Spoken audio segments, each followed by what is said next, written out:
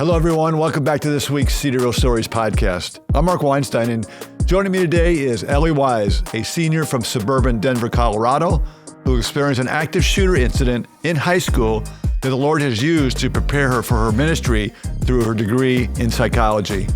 Join me now for my conversation with Ellie Wyse on this week's Cedarville Stories Podcast.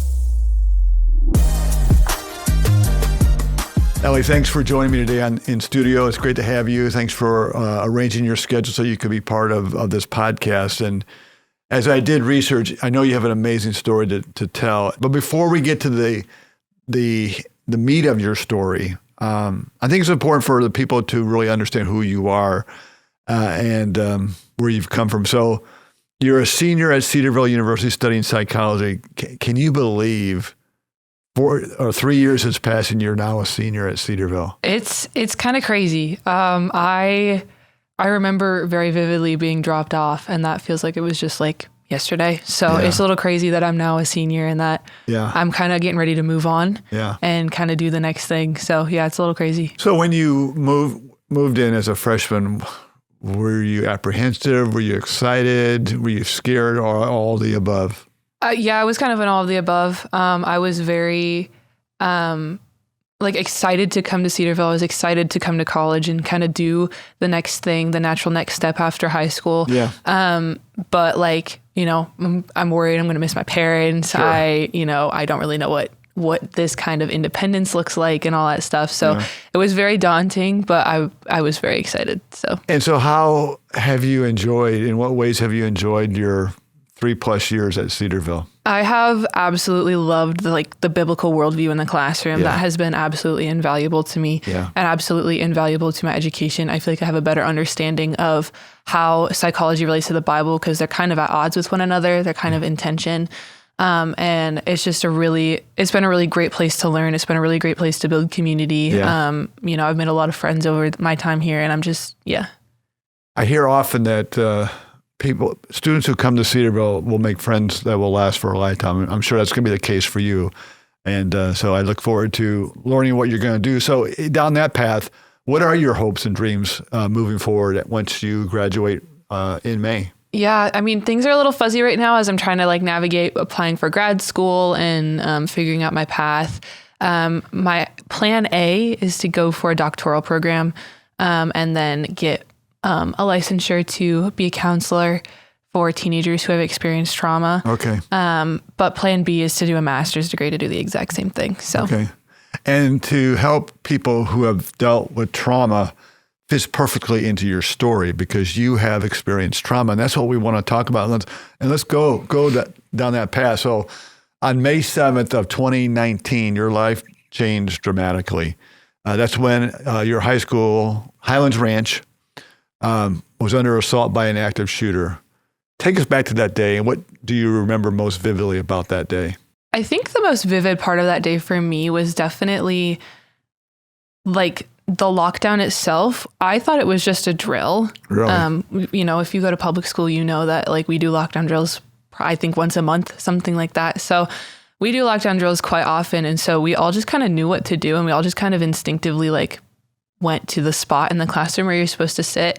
But lockdown drills only last about 5 minutes. And right around minute 10 was when I started to be what's really going on? This is not a drill. This is not a drill. And that's when the texts started flooding in of people asking me if I was okay.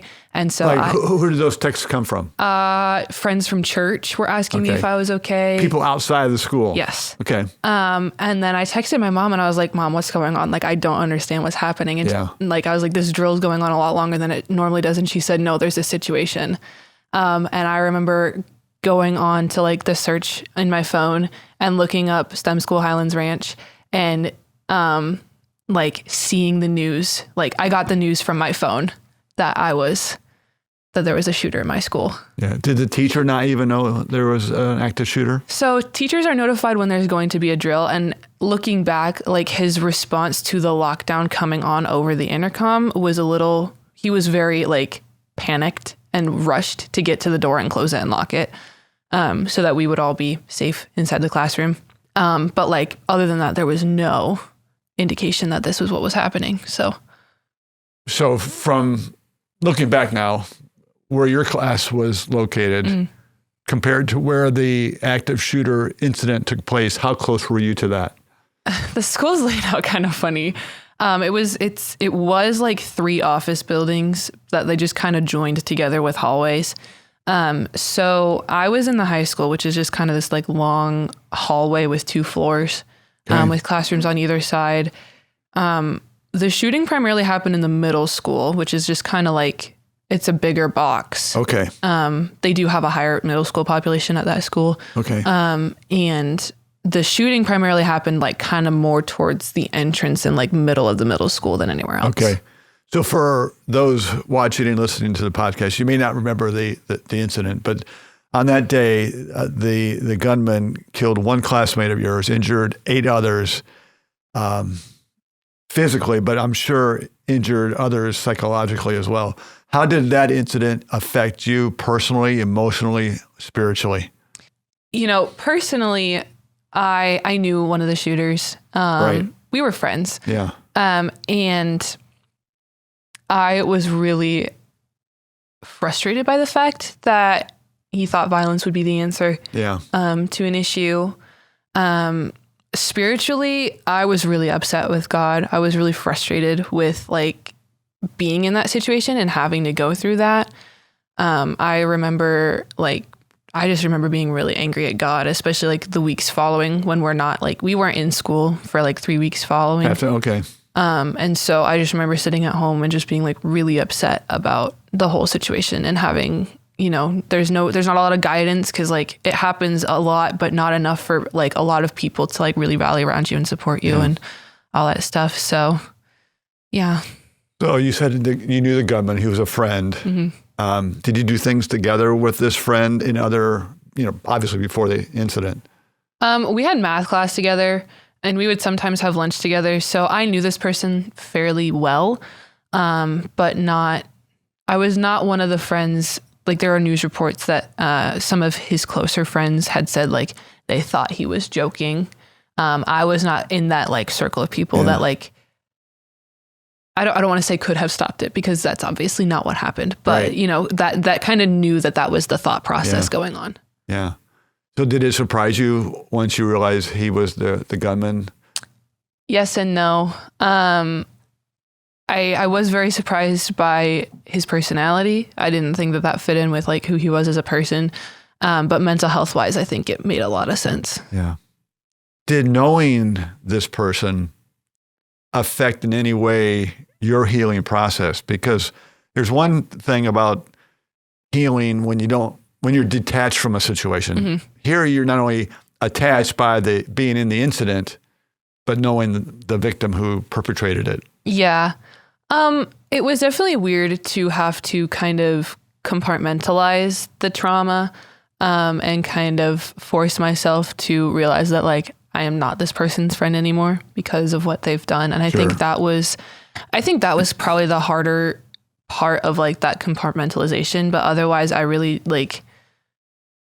I come to terms with those kinds of things really quickly. And so I thought that side of like the healing from trauma was way easier than like the actual event itself. What were some of your biggest challenges after the incident through the healing process? And the healing process can take a long time, and you still may be healing, quite frankly. Healing, I mean, I'm sure you've heard this, but healing is very nonlinear. You know, it's not like you just take steps towards healing and all of a sudden one day you're better. So it's been an ongoing process. And I think that's been kind of the hardest part about it is like, I really just want to be able to kind of like put that in my past. And sometimes it comes back up and it's really frustrating because I want to be kind of past it, especially since it was we're coming up on 8 years ago now. Right. So, it's been a long process. Apart from like the ongoing healing side of things, I think the hardest part was like actually admitting that I needed healing and I needed to get help. What were some signs that pointed you in that direction that you can't do this alone? You need help. What were those indicators? My mom, this was such a random thing. it was like 3 weeks after the shooting had happened, and one of my brother's friends' moms was having a get together where she was just like, let's just let the kids play, let's let them have fun, and kind of just get to be around each other without having to think about, what's happened. And I went to that, and there were therapy dogs there, and a therapy dog jumped up into my lap. And my mom said that was the first time she'd seen me smile in 3 weeks. Wow. And she said it to me, and that was kind of when I realized that maybe I did need to get help. I was still really resistant to it, though, and she bribed me. She said if I went to therapy, we would get a dog. So I went to therapy, and I got a dog. So. And did that dog that you got, did that dog help you in the healing process? He did a little bit. He's kind of crazy. He's very sweet. He's a very sweet dog, and when we first got him, I was definitely still kind of recovering from everything. We got him when I was a junior. So I was I a junior? I was a sophomore. Okay. And I was definitely still like recovering from everything and kind of trying to get back into like normal life, I guess. And he very much kind of attached to me. So it was very good. Just for time parameters, from the time it took place to the time that you felt normal or whole or healthy again, how long a time did it take? The shooting happened May of 2019. It was probably the fall of 2021 before I started really feeling. So roughly 2 years? Yeah. And that was just starting to feel okay. So. Okay. So during that time period, in what way did your church family, your family, your friends, how did they come alongside and help you? Or did they? That's an interesting question. I would definitely say I started going to biblical counseling in the fall of 2021. I had come back to my mom probably the spring of 2021 and told her that, my mental health was not doing well and I needed to go back to counseling. And we emailed the counselor who I had originally gone to, but she was on maternity leave. So that wasn't an option. And my mom said, you can do biblical counseling here or you can't get counseling at all. And the biblical counseling was at my church. Okay. So it was the church community coming alongside me and kind of propping me up. I will say I did try to keep that under wraps. We had moved churches. Okay.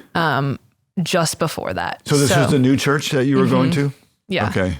So I didn't really want anybody to know that I was like struggling in this way, especially because I wasn't like super close with anybody in the community yet. Yeah. So not a lot of people knew that I was like really struggling in that way, which is my bad. Well, it's normal or maybe natural. Yeah. So it ended up being a very interesting time where I was getting a lot of family support and a lot of support from secular friends. And I was getting support from my church. But I think if more people had known, I would have gotten more support. So in today's world, especially as we're taping this podcast, political violence is all over us, around us. Just recently, a leading conservative activist, Charlie Kirk, was assassinated. Political violence. When you think about that, and you hear people connecting the shooter with mental health, can you describe what mental health issues you were struggling with and how were they manifested? For me, it's usually I have pretty high anxiety. That's something I do still struggle with. I'm a very anxious person. If you catch me looking over my shoulders because I heard something and I'm anxious about it. Yeah. So that's kind of one of those things that I do still struggle with, but depression has mostly resolved for me, which has been a huge blessing. Usually my anxiety, I can just cope with it by, kind of reminding myself of like the truths of scripture. And what's a favorite Bible verse that comes to mind? Ecclesiastes 5:10. Yeah. It says, "For he did not much remember the days of his life because the Lord kept his heart occupied with joy." Yeah. So it's a very good reminder that the Lord is going to give me joy and give me peace. And I don't have to worry about the days of my life and kind of the comings and goings of. Yeah. My mind also goes to be anxious for nothing, but in everything by prayer and supplication, let your requests be made known to God. Those are comforting scripture passages. So another recent act of violence in our world happened several weeks ago, a month ago, in Minneapolis, Minnesota, where an active shooter shot at a Catholic school, killing 2 young children, injuring dozens more. So when that kind of tragedy takes place, that's a school, that's similar to what you experienced. I'll even add the Charlie Kirk assassination. Do those incidents trigger anxiety and depression and take you back to where you were in high school? Yeah, the Minneapolis shooting is actually really interesting because it's very similar to the shooting that happened at my school. The shooter was trans, specifically, and just had a lot of hate and a lot of mental health issues. So that one definitely did affect me a little bit differently than when I normally hear about school shootings in the news. Normally, I'm very, very sad, and like I can automatically sympathize with anybody who has survived this because it's a terrible thing to have to go through. Right. I'm sure. It does affect my mental health. When I see stuff like that in the news, I try to avoid it when I can. Like I know it's happened, but I don't really like know the details because I don't really care to know the details. All I know is that there's a bunch of children who have now been victimized by somebody else. And that it does trigger depression and anxiety symptoms, but it also like makes me really mad. Yeah. And I get really frustrated that these things are still happening and that the underlying issues aren't necessarily being addressed. Yeah. So let's go back to one of my earlier questions, and you outlined what you hope to do when you graduate. Does, unfortunately, being part of an active shooter incident better prepare you for helping people with trauma than those who have not experienced something like that?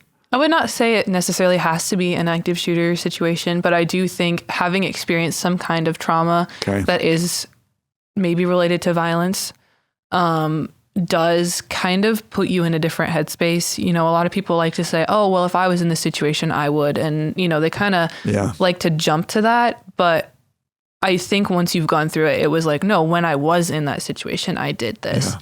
So I do think it has better equipped me to go into the field. Yeah. So if the active shooter incident wasn't enough in your life, it was 2019. We all know that in 2020, COVID hit us, and that caused a lot of havoc in our country, in our world. Did the pandemic further impact your mental health and recovery? Yeah. How so?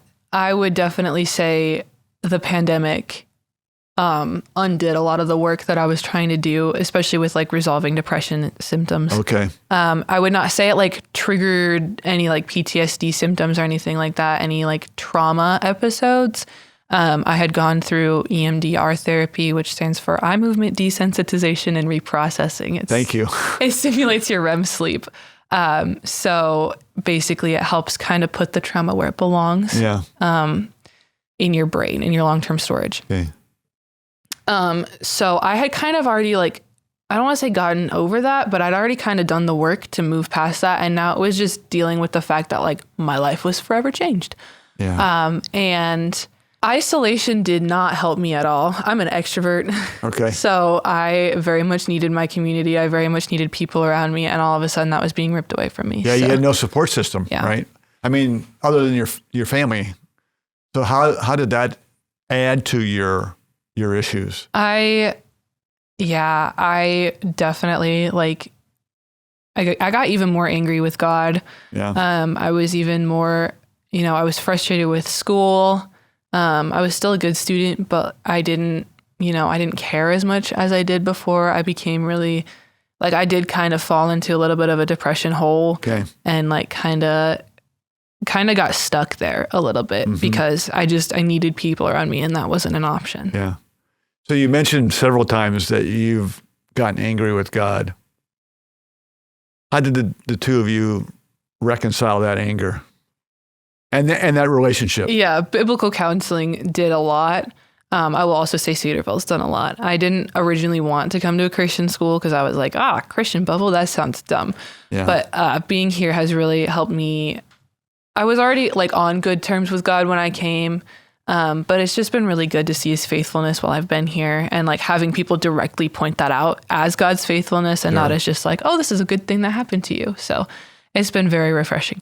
Who have been some of your key individuals who have come alongside you to help you, not just in your mental health, but in your spiritual journey, spiritual development? Yeah, all of my roommates have been awesome. My RAs have also all been awesome. I will also say, this is so random, I'm on the improv comedy org. Oh, really? Yeah. That fits your extrovert, right? And they have been wonderful. I have loved being a part of that organization. They've been very intentional about just like praying for each other and all that stuff. And it's been very good to just be like, I'm really struggling with this right now. And having them immediately pray for me has been really encouraging. So you mentioned just a few minutes ago that you really didn't want to come to a Christian school, Christian university. But is it also true that really COVID played a key role in you coming to Cedarville? It is, yes. How did it play a role? So the biggest role was vaccination requirements for application. Okay. I graduated in 2022, so I started college apps in the fall of 2021. And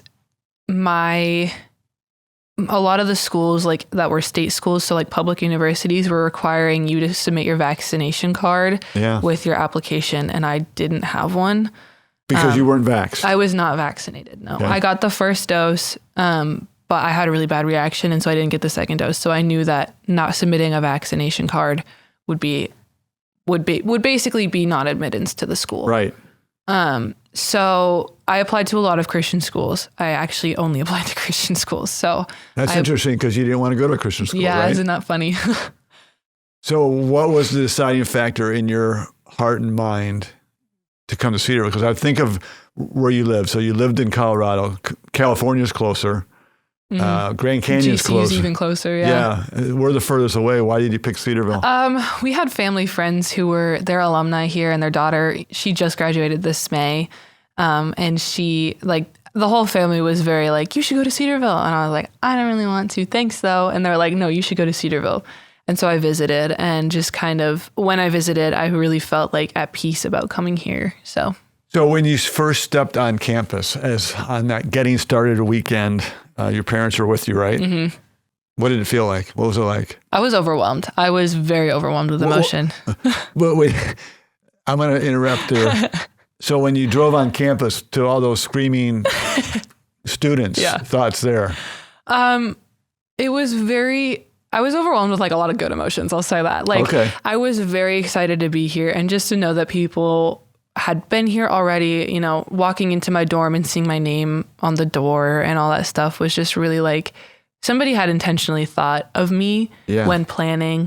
And so it was really sweet to just know that like I was going to be taken care of while I was here. It kind of alleviated that whole like anxiety of like I had to take care of myself, which I do take care of myself. Yeah, you do. But like, right. You know, you have a community of people around you who will also support you. Did it feel like home?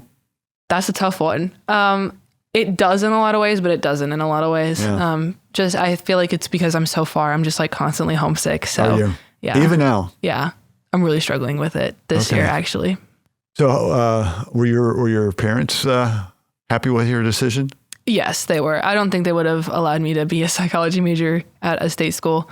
Right. Just because there's a lot of like conflict of thought and stuff like that. So I'm sure they would have allowed me to, but it would have had to be a very intentional decision. It's a wise decision to study counseling from a Christian biblical worldview. That's my assessment. But Ellie, I've loved talking with you and hearing your story. And but let me finish the podcast with one final question. You know, in a few months, you're going to graduate from Cedarville with a degree in psychology. Obviously, you have a lot of background in dealing with mental health and trauma. How do you want to make a difference with others because of what you studied and because of who you are? Yeah, I want to work with teenagers who have trauma. I really have a heart for young people and for children. And, you know, they're really innocent victims in a lot of these situations. And so I really just want to be on fire for the gospel in a way that supports them and in a way that kind of leads them towards Christ, even if I can't do that directly because of secular environments and stuff like that. So I really just want to be the best counselor I can be and use the gifts that God has given me to glorify him and just kind of be an example for the gospel, even despite all the things that happen. Do you know what kind of approach you'll take in counseling? No. I really do want to take like a person first approach. But I also want to take a forgiveness approach and really encourage people to not forgive and forget, but to forgive and to heal, and not cling on to that anger, not cling on to that bitterness, not cling on to that frustration. So that would be my end goal. Yeah. And do that all in a biblical worldview. Yeah. That's great. Ellie, our time is up, and I'm thankful that you've come to Cedarville and you've thrived here at Cedarville. You have great faculty to teach you and wonderful students to be your support system. And I wish you the best, and thanks for joining me this week on the Cedarville Stories Podcast. Thank you for having me. Thank you for listening to the Cedarville Stories Podcast, brought to you by Cedarville University. Be sure to come back next week when we'll share another Cedarville story for God's glory.